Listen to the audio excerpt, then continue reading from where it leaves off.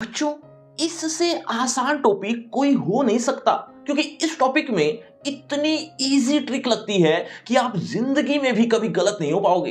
तो जो बच्चे अभी तक इस टॉपिक में गलत हो रहे थे वो आज के बाद अब कभी गलत नहीं होंगे। बस एक शर्त है, इस वीडियो को बिना स्किप किए हुए देखना। तो चलिए शुरू करते हैं। नमस्ते, मेरा नाम आशीष है। सबसे पहले बात करते हैं कि संज्ञा का क्या काम है।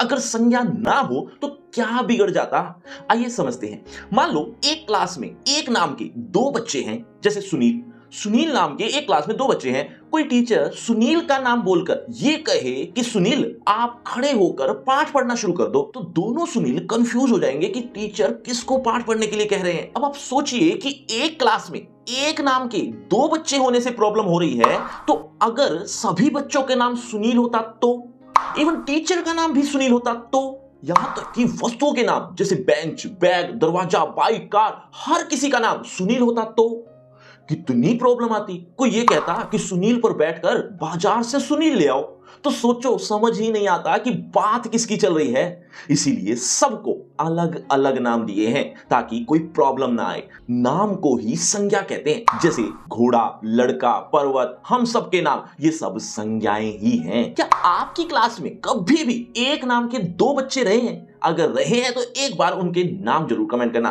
देखना चाहता हूं कितने बच्चों के साथ ऐसा था। जैसा कि आपको अभी बताया कि संज्ञा बहुत सारी होती हैं, लेकिन इनको 5 भागों में बांटा गया है, जो आप सामने देख ही रहे हैं।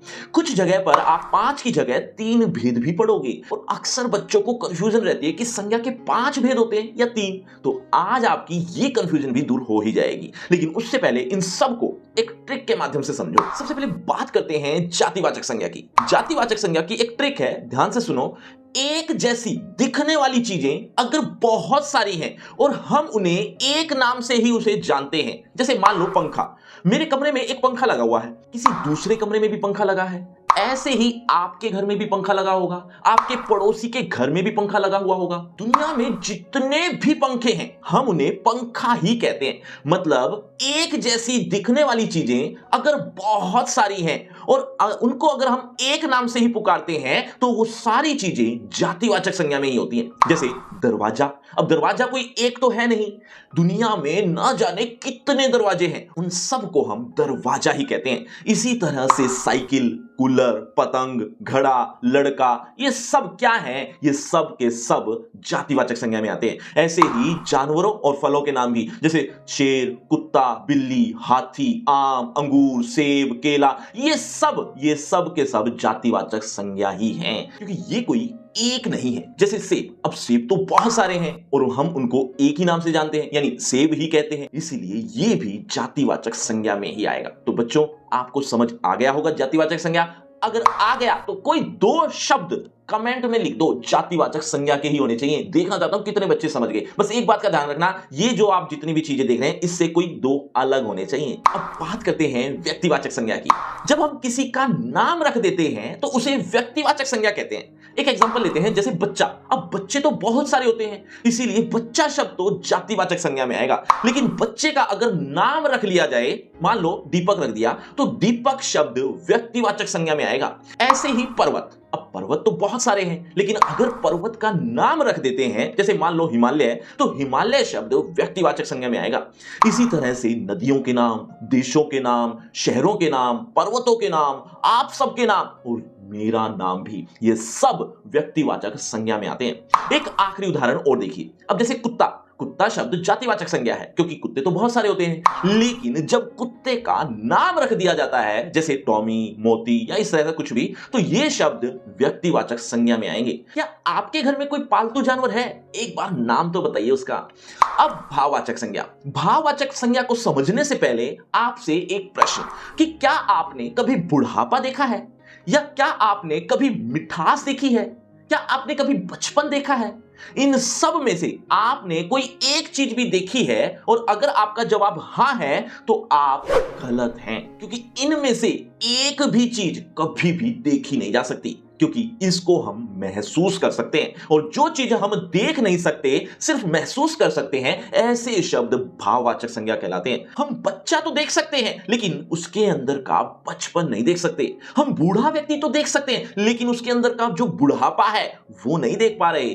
हम मीठा तो देख सकते हैं लेकिन उसके अंदर की मिठास ये तो हमें खाकर ही समझ में आएगी ना। तो ऐसे सभी शब्द जो महसूस होते हैं, जैसे बचपन, मिठास, बुढ़ापा, क्रोध, अहंकार, घृणा, ये सब क्या है? ये सब भाववाचक संज्ञा ही है।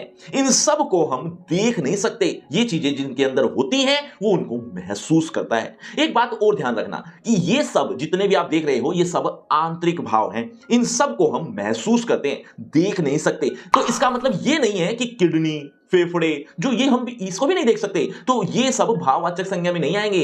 ये चीजें बेशक हम नहीं देख सकते लेकिन ये सब हमारे आंतरिक भाव नहीं है।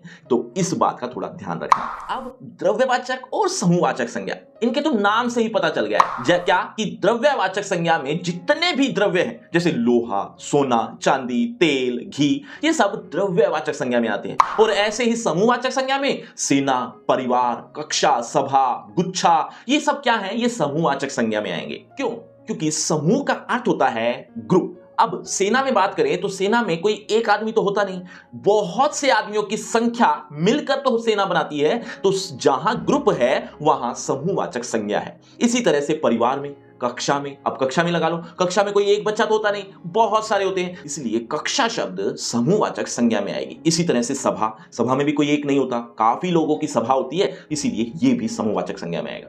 लेकिन आप इन दोनों भेदों को अगर ध्यान से देखोगे, ध्यान से अध्ययन करोगे, तो आपको पता चलेगा कि ये जितने भी शब्द हैं ये सब के सब जातिवाचक संज्ञा ही तो है, क्योंकि ये कोई एक नहीं है, बहुत सारे हैं, तो ये जातिवाचक ही हो गई ना। कहने का मतलब ये दोनों भेद जातिवाचक संज्ञा के ही दो उपभेद हैं। लेकिन कुछ जगहों पर आप इनको अलग से भेद के रूप में भी पढ़ते हैं। तो आपकी कंफ्यूजन दूर कर देता हूं कि संज्ञा के मुख्य रूप से तीन ही भेद होते हैं, और ये जो दो उपभेद देख रहे हो ये जातिवाचक संज्ञा के उपभेद है। तो मेरे हिसाब से ये सारी संज्ञाएं अब आपको समझ आ गई होंगी। लेकिन अब एक सबसे इंपॉर्टेंट बात, जहां पर आप सबसे ज्यादा गलतियां करते हो, वो और सीख लेते हैं। देखो, लेकिन हाँ, उससे पहले घड़ी शब्द का कौन सा भेद लिखोगे एक बार कमेंट में जरूर बताना।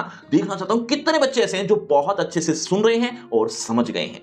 अब देखो, बहुत से शब्द ऐसे होते हैं जो होते तो व्यक्तिवाचक संज्ञा के हैं लेकिन वो जातिवाचक संज्ञा कहलाएंगे, मतलब जातिवाचक संज्ञा बन जाते हैं। इसी तरह से जातिवाचक संज्ञा के शब्द व्यक्तिवाचक संज्ञा बन जाते हैं, और ठीक ऐसे ही भाववाचक संज्ञा के शब्द जातिवाचक संज्ञा भी बन जाते हैं। देखो, आसानी से समझ जाओगे, उदाहरण से समझाता हूं। एक वाक्य है, गांधी को राष्ट्रपिता कहा जाता है। अब इस वाक्य में गांधी शब्द देखा जाए तो एक जातिवाचक संज्ञा है। क्यों? क्योंकि सरनेम है। अब सरनेम तो जातिवाचक संज्ञा में ही आएंगे, क्योंकि वो कोई एक तो होते नहीं, पता नहीं कितने गांधी होते हैं, जैसे प्रियंका गांधी या फिर सोनिया गांधी। इसी तरह से पता नहीं कितने गांधी आपको बहुत सारे देखने को मिल जाएंगे। लेकिन अगर आप ध्यान से पढ़ो तो यहां गांधी मोहनदास करमचंद गांधी के लिए प्रयुक्त हुआ है, यानी ये सरनेम होते हुए भी एक तरह से नाम ही बन गया है, मतलब नाम ही इंडिकेट कर रहा है। तो इस शब्द को जातिवाचक संज्ञा ना कहकर व्यक्तिवाचक संज्ञा कहेंगे। एक वाक्य और देखो, नेहरू जी राजनीतिज्ञ थे। अब इस वाक्य में भी नेहरू जी जातिवाचक संज्ञा होते हुए भी व्यक्तिवाचक संज्ञा कहलाएंगे, मतलब यहां एक नाम को संबोधित किया जा रहा है, यानी जवाहरलाल नेहरू की बात हो रही है, ये आप समझ गए होंगे। तो इसीलिए ये जातिवाचक संज्ञा शब्द होते हुए भी क्या कहलाएगा? व्यक्तिवाचक संज्ञा, क्योंकि ये नाम है।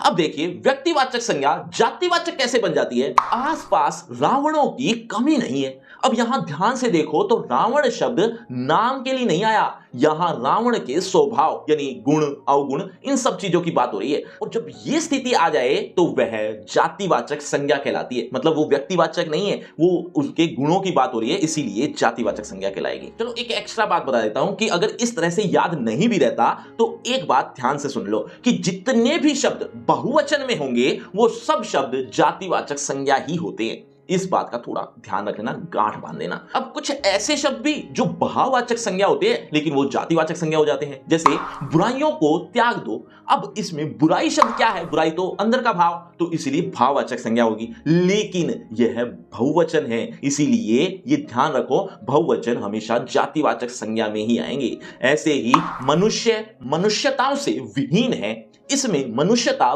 भाववाचक संज्ञा है, लेकिन बहुवचन होने पर यह जातिवाचक संज्ञा बन गई। बच्चों, कड़वाहट कौन सी संज्ञा है, इसका भी जवाब देना।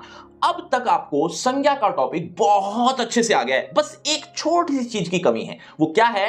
प्रैक्टिस। अगर आप थोड़ी प्रैक्टिस कर लें तो और अच्छे से आप इसके आंसर लिख पाओगे या परफेक्ट हो जाओगे। अब ये प्रैक्टिस कहां से करनी है? डोंट वरी बच्चों, आपकी प्रैक्टिस के लिए ढेर सारे एग्जांपल, इजी एंड हार्ड दोनों तरह के एग्जांपल्स आपके लिए लेकर आया हूं, और वो मिलेंगे आपको डिस्क्रिप्शन बॉक्स में सबसे ऊपर। डिस्क्रिप्शन बॉक्स में एक फ्री क्रैश कोर्स के नाम से लिंक मिल जाएगा, जहां पर आपको ढेर सारे एग्जांपल्स देखने को मिल जाएंगे, और इसी पेज पर यानी इसी लिंक पर आपको अदर टॉपिक्स भी देखने को मिल जाएंगे, अगर आप ट्रिक के साथ वो भी अच्छे से समझना चाहते हैं तो। लेकिन अभी आपका एक छोटा सा टेस्ट होने वाला है। इस टेस्ट में मैं देखना चाहता हूं इस टॉपिक को आपने कितने अच्छे से समझ लिया है। तो आप अगर तैयार हैं तो आप देखें जरा किसने कितना बढ़ा। पहला प्रश्न आपकी स्क्रीन पर ये रहा। कौन सा शब्द जातिवाचक संज्ञा नहीं है? ध्यान रखना, नहीं शब्द आया है। बच्चों, हर प्रश्न के बाद आपको 5 सेकंड मिलेंगे आंसर देने के लिए। आप अपना आंसर कमेंट करते रहना, एंड में देखना चाहता हूं किसके कितने आंसर ठीक हुए।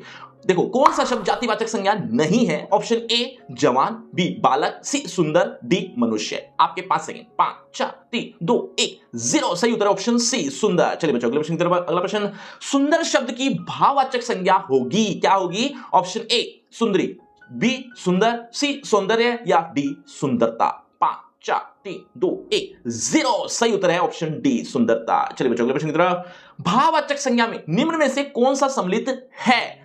इस बार पूछा है, नहीं आया हुआ। चलिए, ऑप्शन ए पुस्तक, बी स्कूल, सी सुख, या डी बच्चा। 5 4 3 2 1 0। सही उत्तर है ऑप्शन सी सुख। चलिए बच्चों, अगले प्रश्न की तरफ। अगला प्रश्न, निम्नलिखित में से कौन सा शब्द व्यक्तिवाचक संज्ञा नहीं है? ऑप्शन ए दिल्ली, बी कमल, सी बच्चा, या डी मोहन। 5 4 3 2 1 0। सही उत्तर है ऑप्शन सी बच्चा। तो बच्चों, ये है आपका रिपोर्ट कार्ड, ध्यान से देख लीजिए, पढ़ लीजिए, और हाँ, आपके टोटल मार्क्स कितने हैं ये कमेंट करना मत भूलना। और आपकी क्लास से रिलेटेड एक फ्री क्रैश कोर्स आ गया है जो बिल्कुल फ्री है। इसमें आपको एक ही पेज पर आपकी क्लास से related A to Z syllabus एक ही जगह पर देखने को मिल जाएगा, आपको कहीं भी भटकने की जरूरत नहीं पड़ेगी। तो इस लिंक को जरूर क्लिक कर लेना, जो लिंक डिस्क्रिप्शन बॉक्स में सबसे ऊपर मिल जाएगा। और अगर आपको मुझसे पर्सनल बातचीत करनी है तो सभी सोशल मीडिया के लिंक डिस्क्रिप्शन बॉक्स में आ जाइए, बातचीत करते हैं। शुक्रिया, धन्यवाद।